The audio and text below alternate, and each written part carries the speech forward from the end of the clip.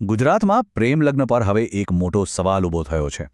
સરકાર એક એવો નવો કાયદો લાવી રહી છે જેના કારણે આખા રાજ્યમાં એક જોરદાર ચર્ચા ચાલી રહી છે. શું આ કાયદો દીકરીઓને છેતરપિંડીથી બચાવવા માટે છે કે પછી એ યુવાનોની પોતાની પસંદગીની આઝાદી પર એક પ્રકારની દખલગીરી છે? ચાલો આ મુદ્દાના છેક મૂળ સુધી જઈએ અને તથ્યોને આધારે સમજીએ કે આખો મામલો છે શું. આ આખી વાતની શરૂઆત થાય છે બસ આવા જ એક સાદા વોટ્સએપ મેસેજથી. જરા વિચારો, સવારમાં માતા પિતા ઉઠે અને જુએ તો દીકરી ઘરમાં નથી. ફોન ચેક કરે તો બસ આટલા શબ્દોનો એક મેસેજ આવેલો હોય: માફ કરજો, હું ખુશ છું. બસ એના પછી કોઈ વાતચીત નહીં, કોઈ ખુલાસો નહીં. એક હસતો રમતો પરિવાર જાણે એક જ ઝાટકે ભાંગી પડે છે. અને આ મેસેજ પાછળ ખરેખર ખુશી છે કે પછી કોઈ મોટી મજબૂરી, એ કોઈ નથી જાણતું. અને બસ અહીંથી જ આખો સવાલ શરૂ થાય છે. શું આ ખરેખર બે યુવાનોનો સાચો પ્રેમ છે કે પછી કોઈની ચાલાકીથી ગોઠવેલી જાળ?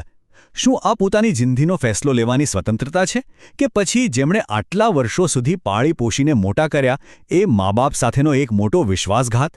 આ જ બધા સવાલોના જવાબ શોધવા માટે ગુજરાત સરકાર હવે કાયદામાં એક મોટો ફેરફાર લાવી રહી છે. તો ચાલો ફટાફટ જોઈ લઈએ કે આજે આપણે કયા મુદ્દાઓ પર વાત કરવાના છીએ. સૌથી પહેલાં સમજીશું કે આ કાયદાની જરૂર કેમ પડી. પછી જૂના કાયદાની ખામીઓ પર નજર કરીશું. નવા કાયદામાં શું ખાસ છે એ જાણીશું. એનું સામાજિક અને રાજકીય પાસું તપાસીશું. બંધારણીય પડકારોને સમજીશું. અને છેલ્લે આ કાયદાના ફાયદા અને ગેરફાયદા બંનેને તોલીશું. જુઓ, કોઈ પણ કાયદો અમસ્તા જ નથી બનતો. એની પાછળ હોય છે લોકોની કહાણીઓ, એમની પીડા અને એવી કેટલીક વાસ્તવિક ઘટનાઓ જે સમાજને હચમચાવી દે છે. તો ચાલો પહેલાં એ જ જાણીએ કે આ કાયદાકીય ચર્ચા શરૂ ક્યાંથી થઈ. વાત છે અમદાવાદના એક પ્રતિષ્ઠિત પરિવારની 19 વર્ષની દીકરીની. ભણેલી ગણેલી, આંખોમાં હજારો સપના.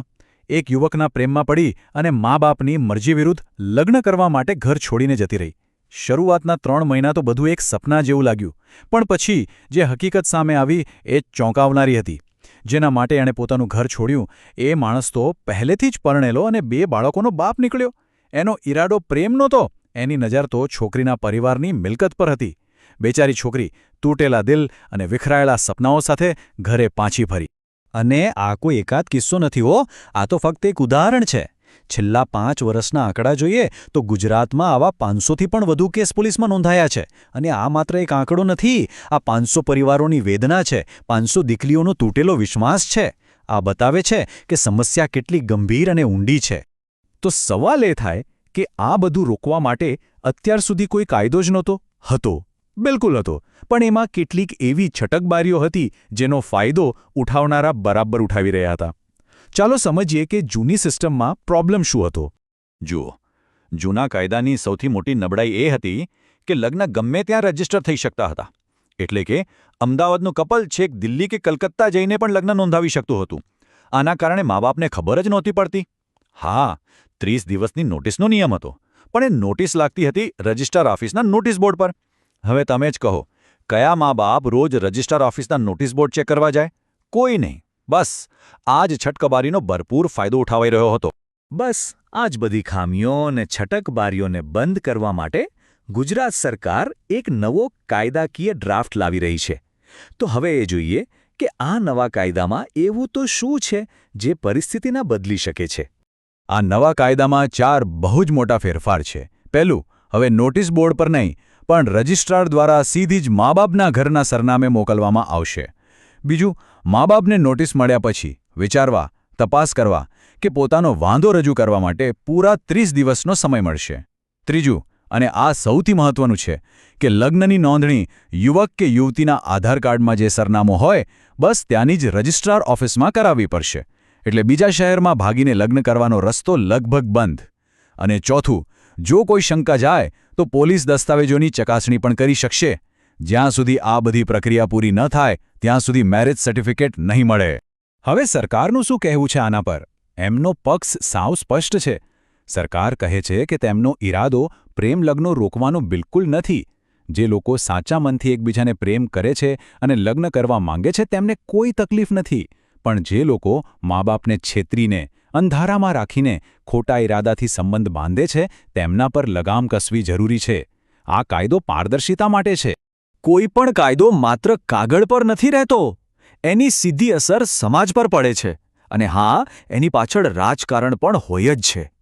તો ચાલો હવે આ કાયદાના સામાજિક અને રાજકીય પાસાને સમજીએ. આ કાયદાની માંગ આવી ક્યાંથી? તો પાટીદાર સમાજ જેવા ગુજરાતના મોટા અને પ્રભાવશાળી સંગઠનો તરફથી.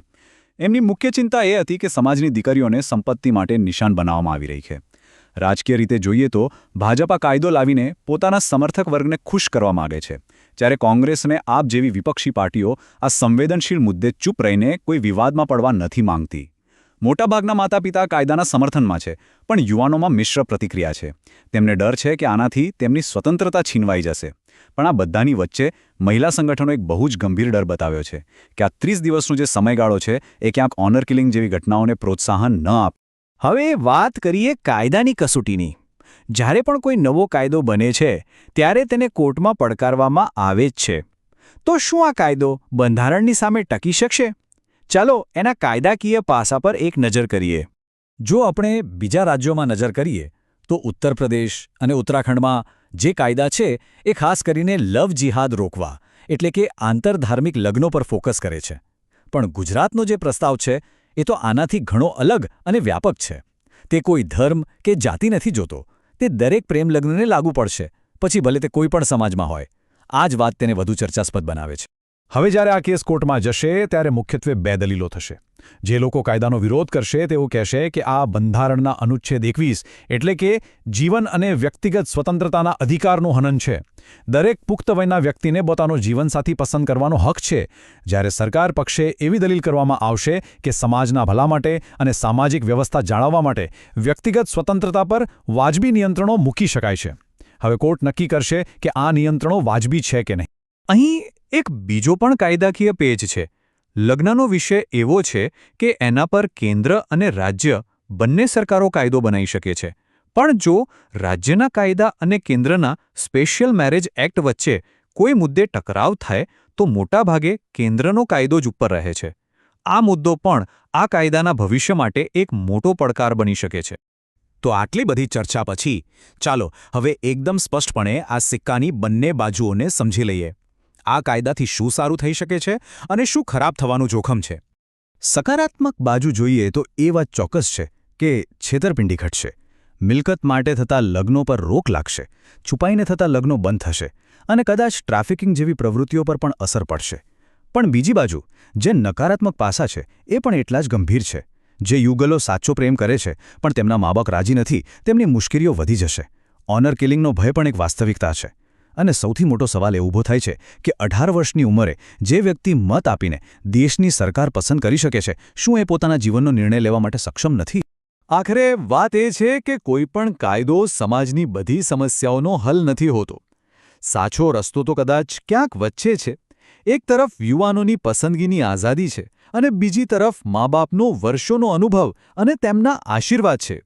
કાયદો ફક્ત એક માળખું આપી શકે છે, પણ સાચો ઉકેલ તો બે પેઢીઓ વચ્ચેના સંવાદ, વિશ્વાસ અને સમજણથી જ આવી શકે છે. તો ગુજરાત સરકારનું આ પગલું સાચું છે કે ખોટું? શું આ સમાજને આગળ લઈ જશે કે પાછળ? આ એક એવો સવાલ છે જેનો જવાબ કદાચ કોઈ એક વ્યક્તિ પાસે નથી. પણ એક વાત નક્કી છે, આ કાયદાએ એક બહુ જ જરૂરી ચર્ચાને જન્મ આપ્યો છે. પ્રેમ, પરિવાર, પરંપરા અને વ્યક્તિગત સ્વતંત્રતા વચ્ચેની આ ચર્ચાનું પરિણામ શું આવશે એ તો આવનારો સમય જ કહેશે.